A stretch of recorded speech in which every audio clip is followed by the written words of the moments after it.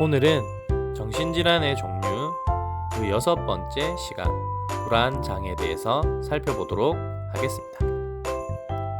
안녕하세요. 멘탈 헬스 디자이너 미니 바구니입니다. 편하게 공감 디자이너라고 불러주셔도 좋습니다. 오늘 이 시간에도 DSM-5에 따른 정신질환의 종류에 대해 알아보는 시간을 가져보고자 합니다.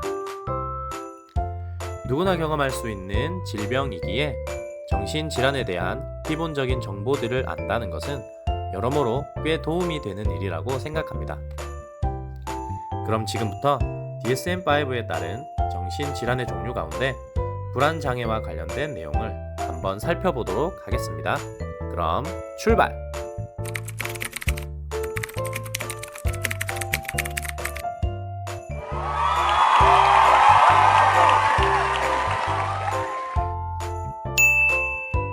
불안장애와 관련된 내용입니다. 불안장애의 범주에는 극도의 공포, 불안 및 관련된 행동장애의 특징을 지닌 질환들이 포함됩니다. 공포란 실제로 있거나 혹은 지각된 즉각적인 위협에 대한 감정적 반응이지만, 불안이란 미래의 위협에 대한 예측에서 발생하는 현상입니다. 불안장애의 종류를 살펴보면 분리불안장애, 선택적 함구증, 특정 공포증, 사회불안장애, 공황장애, 공황발작 명시자, 광장공포증, 범불안장애, 그리고 기타 다양한 원인을 가진 불안장애들이 있습니다. 1. 분리불안장애입니다.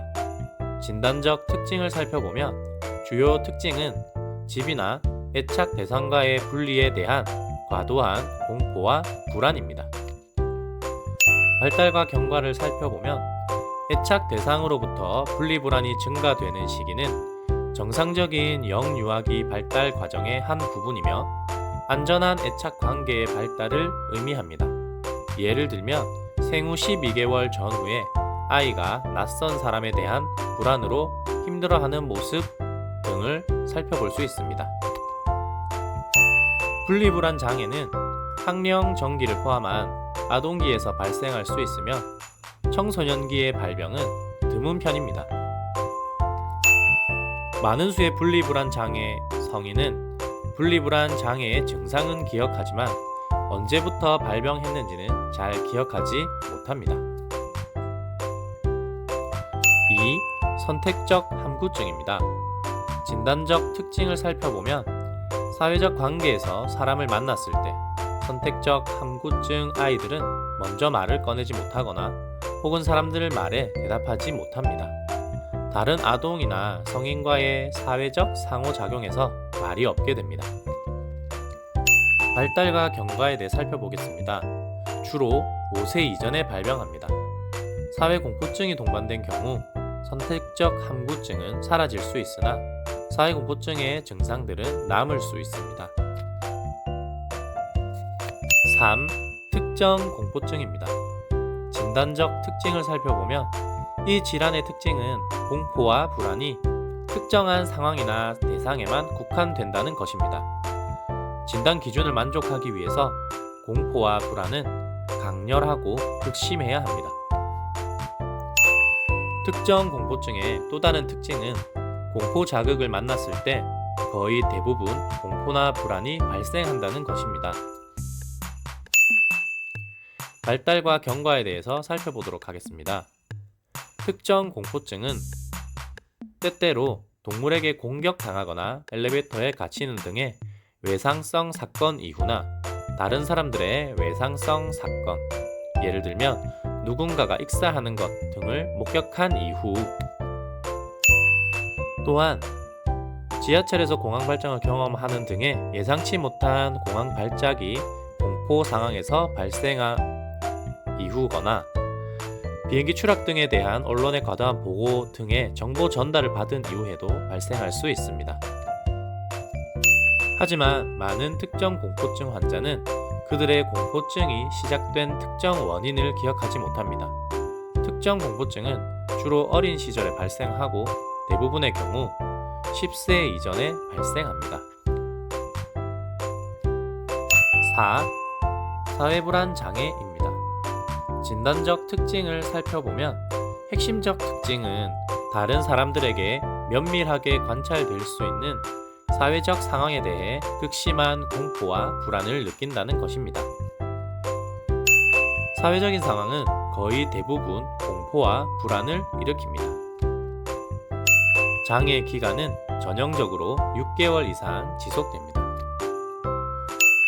발달과 경과에 대해서 살펴보겠습니다. 미국에서 사회불안 장애의 발병 연령 중앙값은 13세입니다. 5. 공황장애. 진단적 특징을 살펴보겠습니다. 반복적으로 예기치 못한 공황 발작이 일어나는 경우입니다. 공황 발작은 극심한 공포와 고통이 갑작스럽게 발생하여 수분 이내의 최고조에 이르러야 하며 그 시간 동안 13가지 생리적, 인지적 증상 중 4가지 이상의 증상이 나타납니다. 공황 발작의 빈도와 심각도는 매우 다양합니다. 1회 이상의 예기치 못한 전형적인 증상을 보이는 공황 발작이 있어야 공황장애 진단을 내릴 수 있습니다. 발달과 경과에 대해서 살펴보겠습니다. 미국에서 공황장애의 평균 발병 연령은 20에서 24세입니다. 6. 공황발작 명시자입니다. 진단적 특징을 살펴보면 극심한 공포와 고통이 갑작스럽게 발생하여 수분 이내의 최고조에 이르러야 하며 그 시간 동안 13가지 신체적, 인지적 증상 중 4가지 이상의 증상이 나타나는 것입니다. 이과 유형의 공황 발작이 있는데 예상되는 공황 발작과 예기치 못한 공황 발작입니다. 발달과 경과에 대해서 살펴보면 미국 성인에서 공황 발작의 평균 연령은 대략 22에서 23세입니다. 7. 광장공포증입니다. 진단적 특징을 살펴보면 다양한 상황에 실제로 노출되거나 노출이 기대되는 상황에서 유발되는 현저한 극도의 공포와 불안입니다. 발달과 경과에 대해서 살펴보겠습니다. 공황장애 환자들의 대부분이 불안 증상이나 광장공포증을 공황장애 발병 전에 보입니다. 평균 발병 연령은 17세이며 경과는 대개 지속적이고 만성적입니다. 광장공포증은 치료받더라도 완전한 관해가 드뭅니다. 8. 범불안 장애입니다. 진단적 특징을 살펴보면 수많은 사건이나 활동에 대한 과도한 불안과 걱정, 우려하는 예측입니다. 불안과 걱정의 정도, 기간, 빈도는 예상되는 사건이 미치는 실제 영향에 비해 과도합니다. 몇 가지 특징이 범불안 장애와 정상적 불안을 구분하게 해줍니다.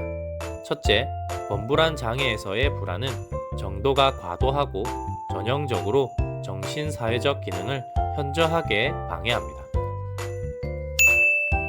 둘째, 범불안 장애에서의 걱정은 더 전반적이고 극심하고 고통을 주고 기간이 길며 유발인자 없이 발생합니다. 셋째, 매일의 정상적인 걱정은 신체 증상을 동반하는 경우가 적습니다. 예를 들면 안절부절 못하거나 낭떠러지 끝에 서 있는 느낌을 말합니다.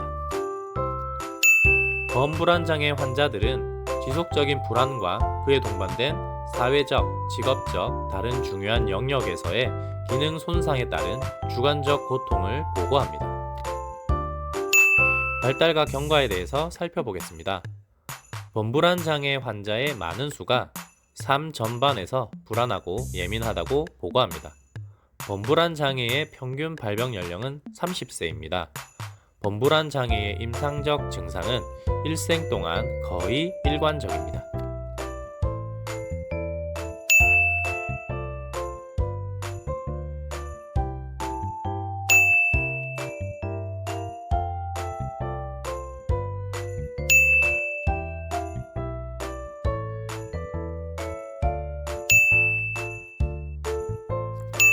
오늘은 DSM-5에 따른 정신질환의 종류 중 불안장애에 대해 알아보았습니다. 다음 시간에는 강박장애와 관련된 내용을 살펴보도록 하겠습니다. 짧은 시간이긴 하지만 우리의 만남이 정신질환에 대한 오해와 편견이 해소되는 기회가 되길 간절히 바랍니다. 정신질환은 누구에게나 찾아올 수 있는 감기 같은 것이니까요. 그럼 지금까지 공감 디자이너 미니 바군이었습니다. 항상 행복하세요. 감사합니다.